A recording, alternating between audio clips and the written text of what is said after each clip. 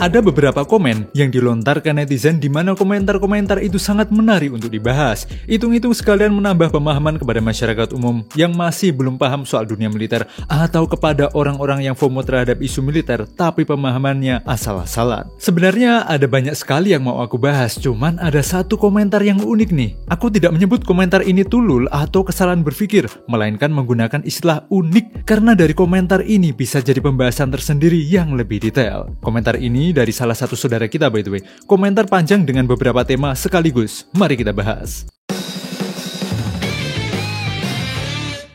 Apakah pasukan elit tidak menjamin kemenangan perang? Jawabannya yes, but actually no. Pasukan khusus kalau dalam perang itu punya fungsi yang signifikan. Setiap serangan dari pasukan reguler harus bertumbuh pada intelijen. Jangan kira perang itu asal bombardir dan asal serbu sana sini lalu menang. Jangan kira kemenangan dalam perang itu jika bisa membunuh musuh sebanyak-banyaknya. Daripada melawan 100 infanteri secara langsung, lebih baik eksekusi pemimpinnya. Maka perencanaan dan strategi yang diatur oleh pimpinan akan berantakan, menyebabkan celah besar untuk menembus pertahanan lawan hingga kemungkinan seluruh bawahannya menyerah. Dan menargetkan target bernilai tinggi adalah tugas dari pasukan khusus. Oh, kalau gitu harusnya lebih mudah dong bang memenangkan perang. Tinggal kirim pasukan khusus buat eksekusi pimpinannya, selesai. Wow, mudah dengkulmu. Jika Anda menonton 2 videoku soal sniper ini, maka Anda akan mengetahui bagaimana pimpinan pasukan menyembunyikan diri mereka. Sangat sulit menemukannya, sehingga itulah kenapa intelijen diperlukan. Dan intel itu nggak sehari 2 hari selesai. Ada yang sampai lebih dari seminggu cuma buat mengintai musuh,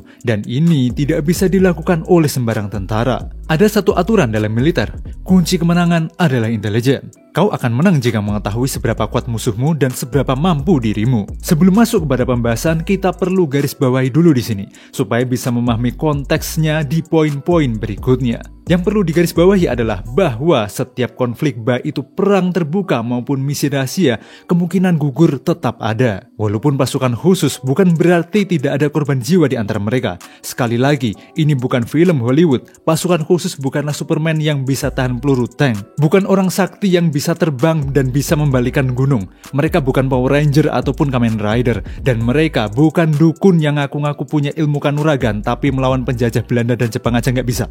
Loh, kalau gitu sama aja dong pasukan elit nggak berguna. Wah ya dengkul Anda. Pasukan elit itu ada karena tujuannya banyak sekali. Salah satunya adalah meminimalisir korban jiwa. Apalagi perlu diketahui juga bahwa kadang musuh yang dilawan pasukan khusus ini juga memiliki kemampuan yang tinggi. Musuh pasukan khusus bukanlah manusia purba. Bahkan kadang-kadang musuhnya juga sama-sama pasukan elit. Jadi kemungkinan korban jiwa sudah pasti ada. Umumnya, pasukan elit tidak diterjunkan di garis depan peperangan. Jangan anggap pasukan elit itu macam di game atau film yang ketika muncul, mereka ditaruh garis depan lalu mereka bisa membantai musuh. Nggak gitu konsepnya. Jangan mau dibodohi sama Hollywood. Pasukan elit memang kadang diterjunkan dalam peperangan, tapi bukan di peperangan terbuka, melainkan misi khusus. Itulah kenapa dinamakan pasukan khusus, karena tugasnya khusus. Pasukan khusus ini melakukan misi yang sifatnya rahasia dan tersembunyi. Pasukan khusus ini lebih kepada misi-misi seperti kontraterorisme, seperti Satuan 81 dalam insiden pembajakan pesawat Garuda Airlines tahun 81, dan pembebasan sandera oleh pasukan khusus Inggris, SAS, di insiden terorisme tahun 80 di kantor kedutaan Iran, lalu misi sabotase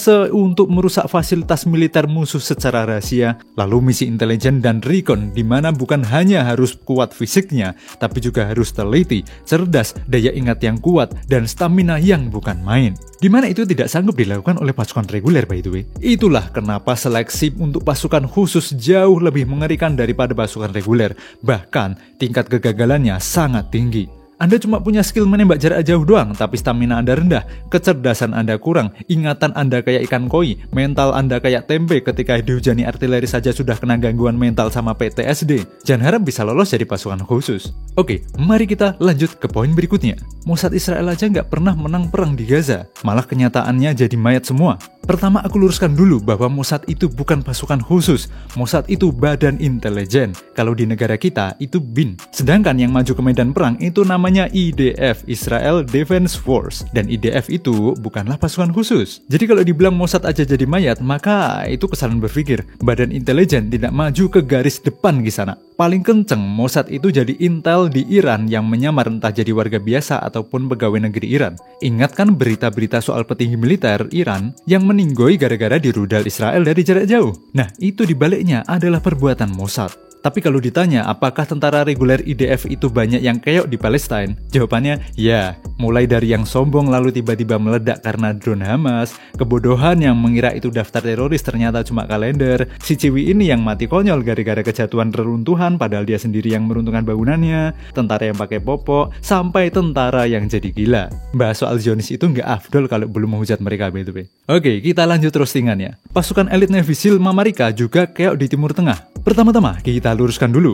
Navy SEAL dan Navy itu berbeda. Navy itu Angkatan Laut Amerika secara luas. Kalau Navy SEAL itu pasukan khusus dari Navy. Ibarat kalau di negara kita itu Navy adalah Angkatan Laut, sedangkan Navy SEAL itu Denjaka. Nah, yang dibahas adalah Navy SEAL. Apakah benar Navy SEAL keok di Timur Tengah?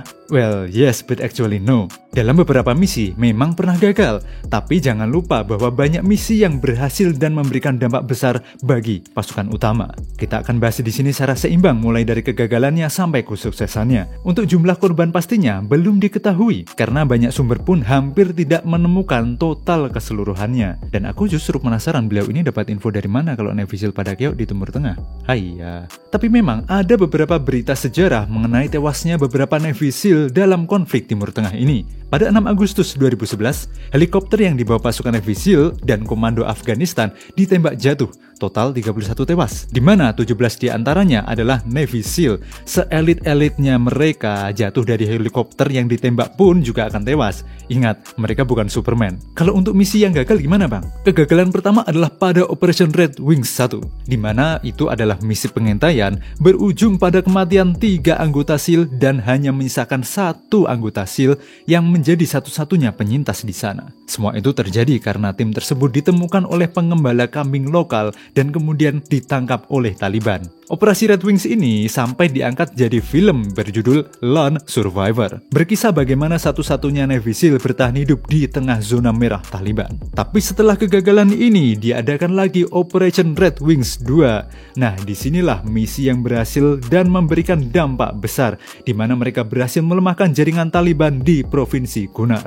Di waktu lain, SEAL Team 6 atau DEVGRU beberapa kali menargetkan komandan Taliban dan Al-Qaeda di Afghanistan. Dengan hasil berupa penangkapan atau eliminasi tokoh penting, Taliban dan Al-Qaeda semakin melemah. Kemudian di Perang Irak, Navy SEAL juga berhasil melakukan operasi di Mosul dan Baghdad untuk menangkap tokoh Al-Qaeda di Irak, termasuk jaringan Abu Musab al-Zarqawi. Lagi-lagi Al-Qaeda mengalami kerugian. Pada tahun 2003, SEAL berhasil membebaskan Jessica Lynch di Nasiriyah bersama dengan Army Rangers. Kejadian ini pernah populer di masanya by the way. Dan yang paling terkenal adalah ketika di tahun 2013, Navy SEAL Team 6 menyerbu kompleks Abbottabad, Pakistan dan berhasil mengeliminasi Osama bin Laden, pendiri Al-Qaeda. Operasi ini dirancang dengan sangat rahasia dan misi ini selesai hanya dalam 40 menit. Jadi dari semua itu, kalau ditanya apakah ada yang keok, ya itu tentu ada.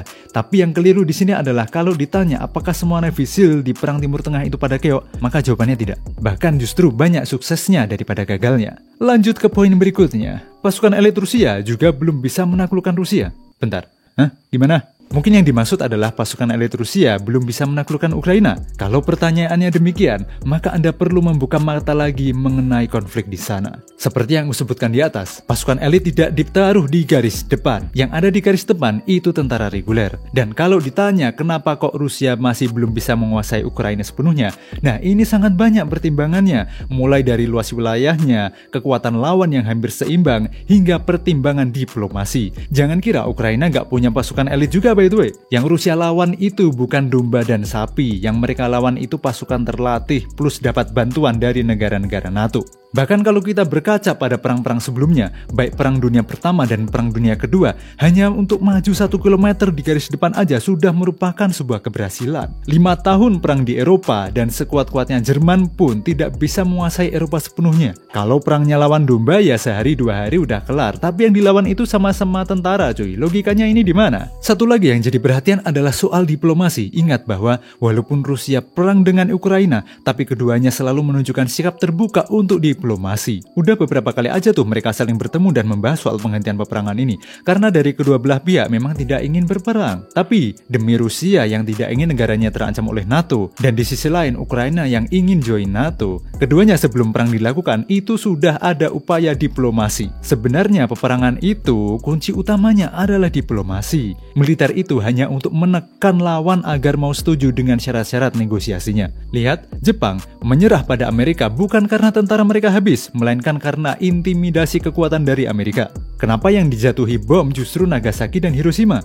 Kenapa yang dibom bukan tempat di mana Kaisar Hirohito tinggal di sana? Kaisar tidak dibunuh karena Amerika ingin menjaga peluang penyerahan tanpa syarat. Lagi-lagi soal apa? Diplomasi. Washington itu sadar bahwa Kaisar Jepang bisa dipakai sebagai alat untuk memaksa Jepang menyerah lebih cepat. Jika Kaisar dibunuh, Jepang mungkin malah berperang lebih keras karena simbol negaranya dihancurkan. Yang ada, perang nggak selesai-selesai, korban jiwa makin banyak, Amerika juga makin rugi. Nah, ini juga alasan kenapa beberapa konflik di Indonesia, salah satunya konflik Gerakan Aceh Merdeka, militer Indonesia seolah kelihatan antara niat dan nggak niat. Bukan karena nggak mampu, melainkan sikap kehati-hatian yang ditindak tegas oleh militer Indonesia itu hanya yang mengancam, sedangkan yang mau duduk bersama dan negosiasi tidak diperangi. Kalau militer Indonesia membumi hanguskan semua kelompok GAM, yang ada rakyat Aceh makin menjadi-jadi kebenciannya, dan terjadilah konflik yang tiada habisnya. Indonesia adalah negara kesatuan, bukan negara diktator. Itulah kenapa negosiasi dan diplomasi itu masih dikedepankan daripada peperangan. Hei, yang dilawan itu rakyatnya sendiri loh, yang cuma minta keadilan dan kebijakan yang sesuai. Alih-alih mengeksekusi semua kelompok GAM, bukankah lebih baik untuk membuat mereka berpihak kepada Indonesia? Jadi bagi yang bilang, pasukan elit aja nggak pernah menaklukkan GAM dan nggak ada pemenangnya. Ya karena tujuannya bukan jadi pemenang di sana. Untung yang jadi pemerintah bukan dia. Bisa-bisa bubar semua NKRI kalau dia yang mimpin dengan cara berpikir yang demikian. Wah bang, kamu terlalu pro pemerintah. Oh enggak, aku juga sering merosting alutsista Indonesia, bahkan merosting pemerintah juga di kontenku sebelumnya. Tapi semoga aja aku masih aman ketika habis ngerosting pemerintah.